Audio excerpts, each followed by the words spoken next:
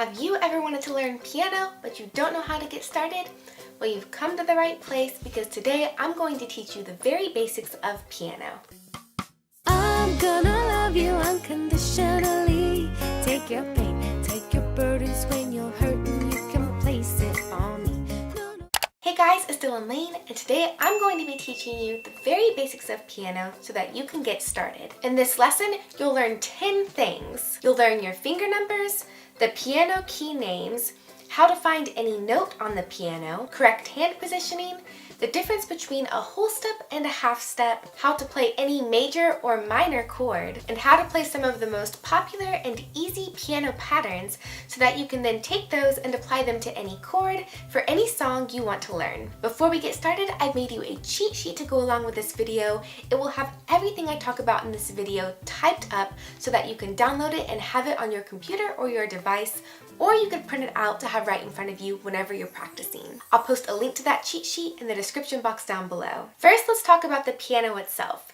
A piano or keyboard traditionally has 88 keys. There are some varieties that will have under 88 keys, but this is just the standard number. Of the 88 keys on the piano, 52 of them are the white keys and 36 of them are the black keys. If you don't have an 88 key keyboard or piano, you'll still be able to apply the majority of this information from this lesson. Now let's talk about the names of the keys on the piano. Quick side note, I may use the word keyboard as well as the word piano throughout this tutorial, and just know that anything I teach you in this tutorial could apply to both the keyboard and the piano. Rather than label each of the 88 keys on the keyboard with numbers, 1 through 88, we label them with letters. The letters used to label the piano keys are A through G. A, B, C, D, E, F, G. When we get to G, we start back over at A. So this gives us 7 letters. How do you know which of those 7 letters are assigned to which keys on the piano? Well, first of all, it's important to remember that if we have 88 keys on the piano but only 7 letters to work with, that means we will be repeating letters throughout the entire keyboard. For example, as I showed you earlier, if we start on A and go B, C, D, E, F, G, the alphabet starts back over at A, so this would be A, and then that would repeat all the way up. The same rule applies when going backwards on the piano. So if we start at A, and then go to G, then F, E, D, C, B, A, it would start back over again at G, F, and all the way down. So how do we know which letter goes with which piano key? First, take a look at all of the black keys and notice how they're in groups of 2 and 3. 2, 3, 2. They alternate between groups of 2 and 3. 2, 3, 2. Here's a trick. Go to a group of 3 black keys, find the middle one, and then go directly to the right. And that's an A. If you know A on the piano, that means you can find any other note as long as you know the alphabet forwards and backwards. Check it out. If I play A, then I just go up the alphabet, B, C, D, E, F, G, and then what do? We start back over at A. A, B, C. So let's try that trick again. Here's a group of 3 black notes. Find the middle one, go directly to the right, and there's A. Now let's go backwards. A, G, F, E, D, C, B, A. And we can confirm that's A because we're at another group of 3. Here's the middle one, go directly to the right, and there's A. One more time, just in case it wasn't clear for any of you. To find any note on the piano, we're first going to find a group of 3 black notes, play the middle black note, go directly to the right, which is this way, or you could say up the piano, and that's A. Then the very next note to the right would be the next letter in the alphabet, which is B, then C, and so forth.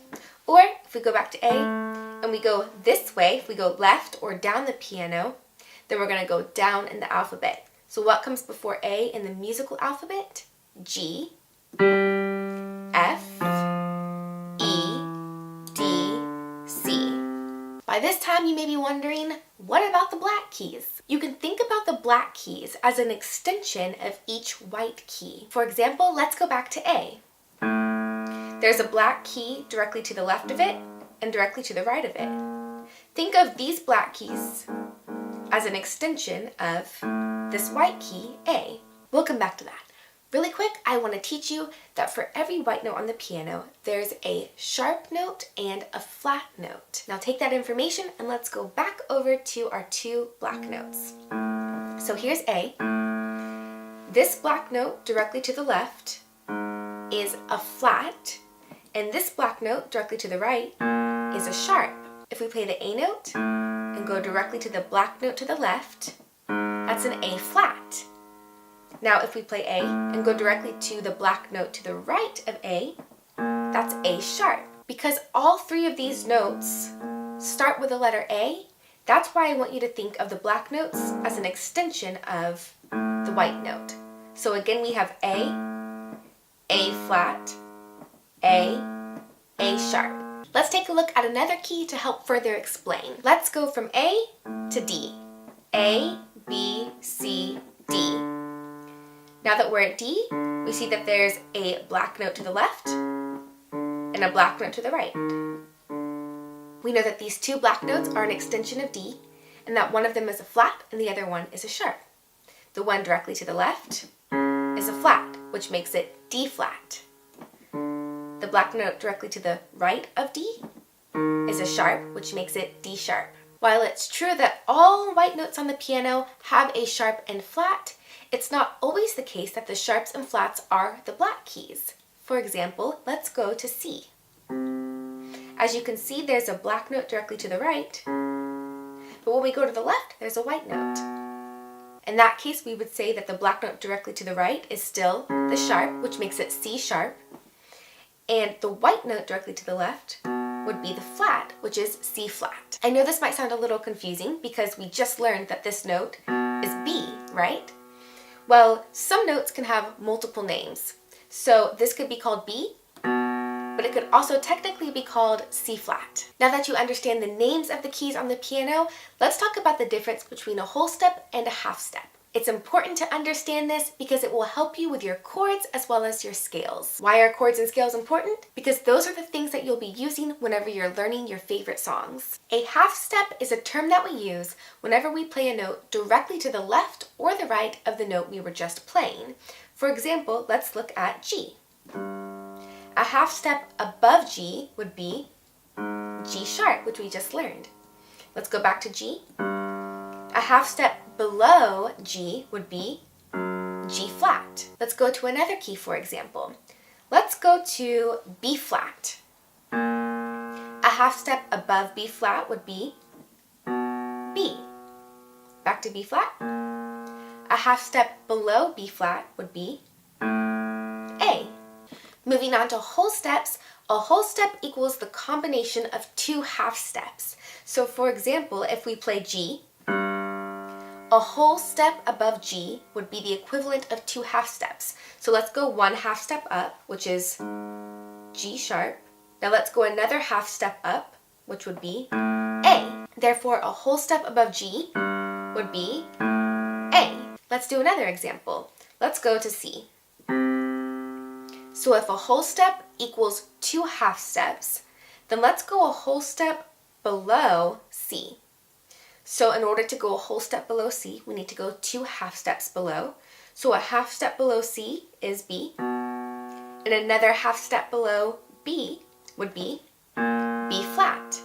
Therefore, a whole step below C would be B flat. If we wanted to find a whole step above C, we would go C, then one half step up, which is C sharp, then another half step up, which is D, meaning that a whole step above C would be D. Alright, we're getting closer to the part of the tutorial where you actually get to play something. But before we can play, we do need to know our finger numbers. The easiest way to remember finger numbers is to memorize that your thumbs are always 1.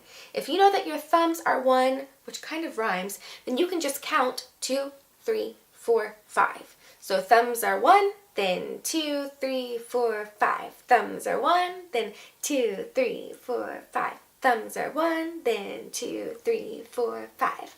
Try that out and I promise you'll have it memorized in no time. So just to be clear, your thumbs are number 1, your index is number 2, your middle fingers are number 3, your ring fingers are number 4, and your pinkies are number 5. It's time to get our hands on the piano, which means we need to talk about hand positioning. The first step is to gently rest your fingertips on the piano keys. Next, imagine that there's a small ball underneath your hand, which means you would need to curl your fingertips in order to put your fingers around it. You'll also want to make sure that your wrist is up instead of down and resting or arched.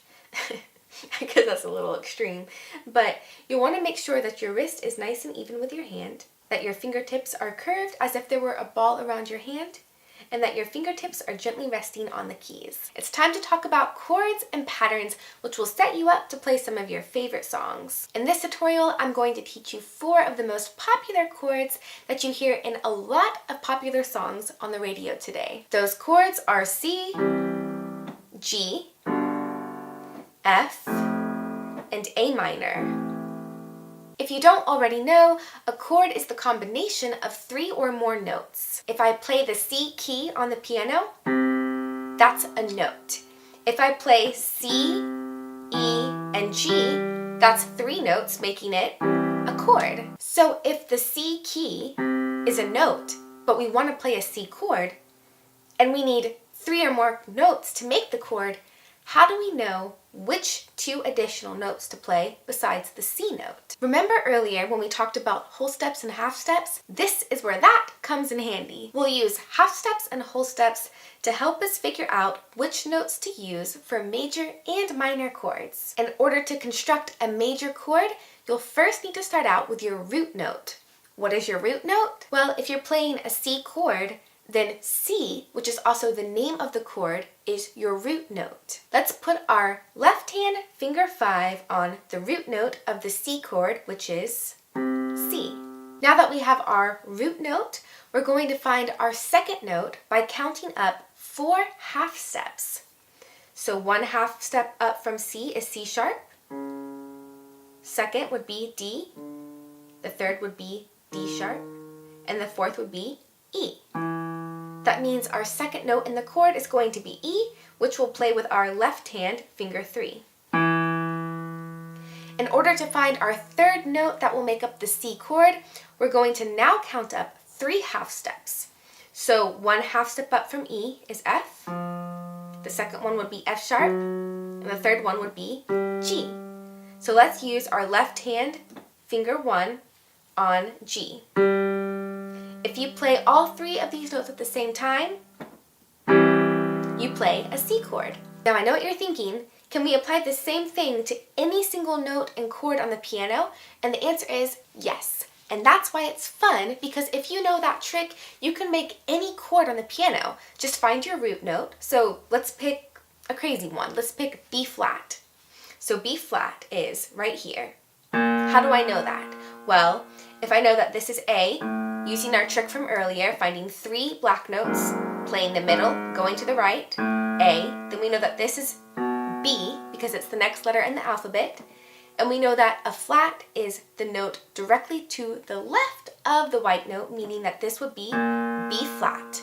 Okay, so there's our root note. Let's play it with our pinky. Now to find the next note, we're going to go up 4 half steps. 1, 2, 3, 4. But I'm going to play that with my middle finger, finger 3. And then we're going to count up 3 half steps. 1, 2, 3. I'm going to play it with my finger 1.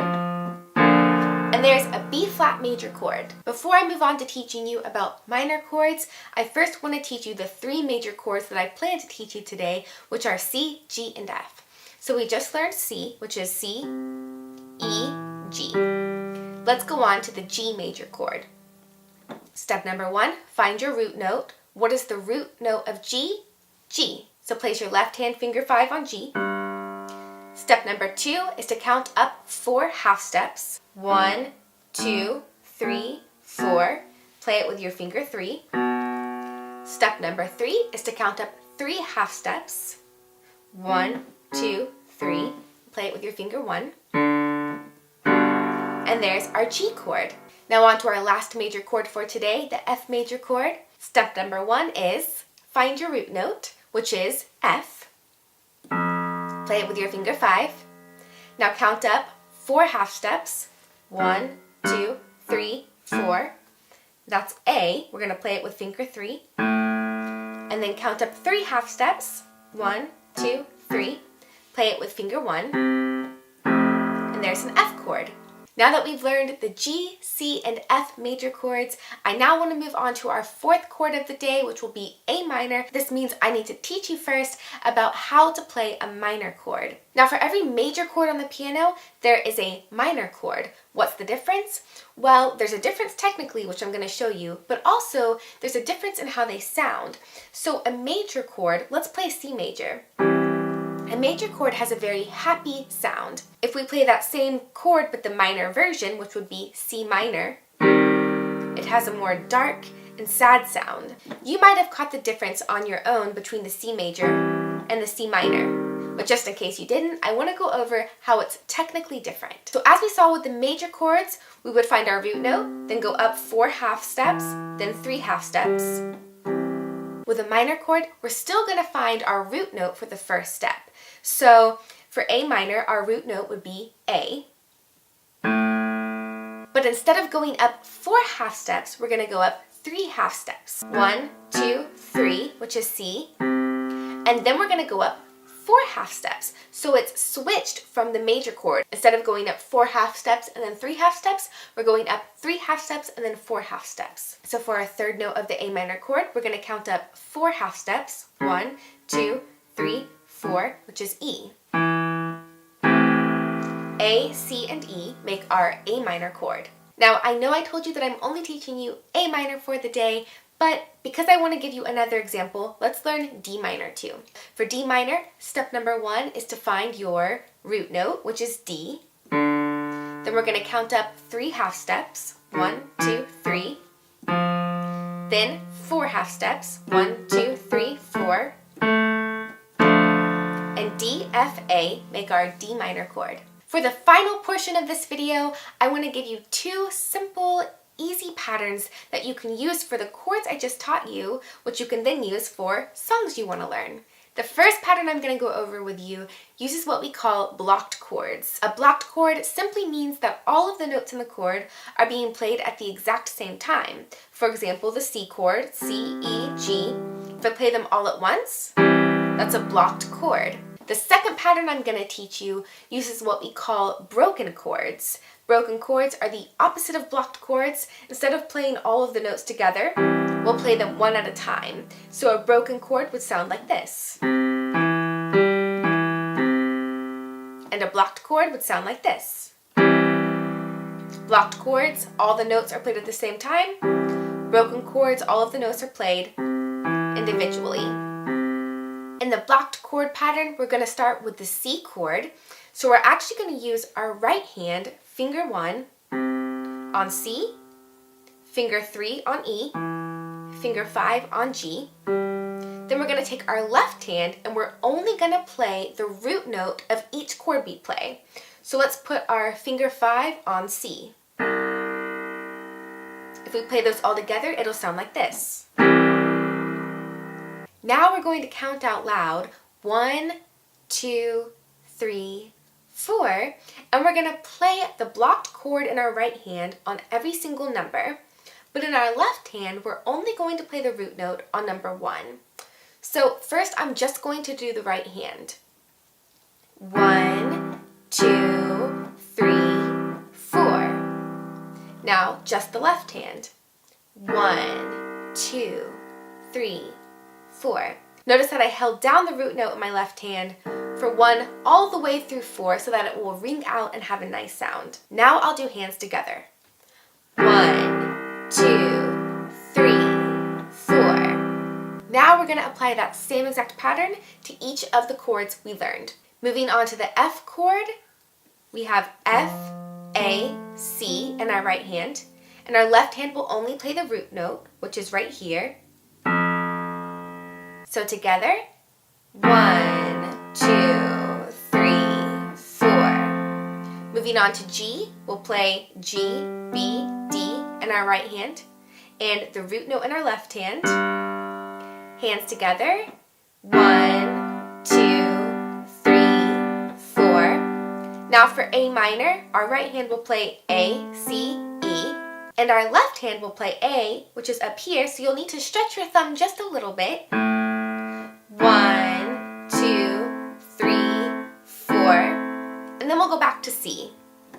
1, 2, 3, 4. Once you get comfortable with this, you can play it without counting. For now, counting just helps you to have a steady beat while you play. Now I'll play the whole thing straight through with counting, and then I'll play the whole thing straight through without counting. 1, 2, 3, 4, F. 1, 2, 3, 4, G. 1, 2, 3, 4, A minor. 1, 2, 3, 4, C. 1, 2, 3, 4. Now without counting.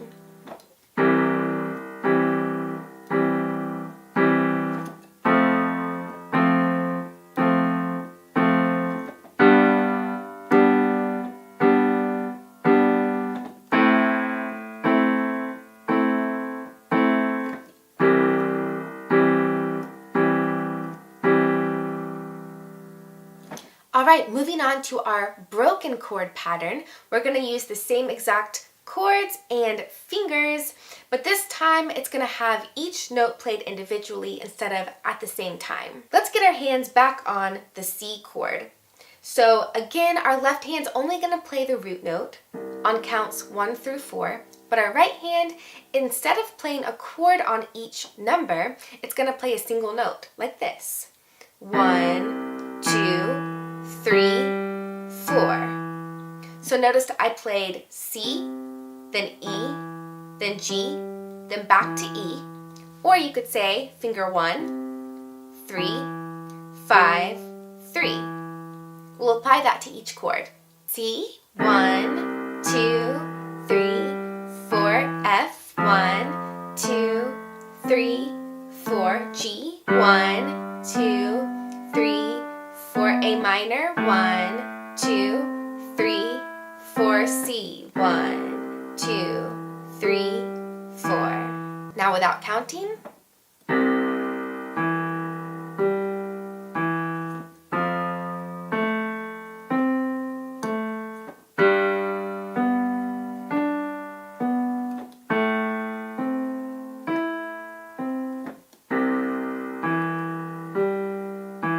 And that concludes your first piano lesson.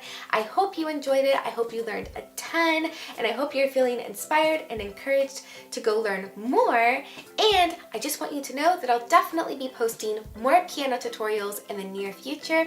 So come back and keep learning. And remember to play, write, and spread the light. Joy comes for free, oh, it's living inside of me, dancing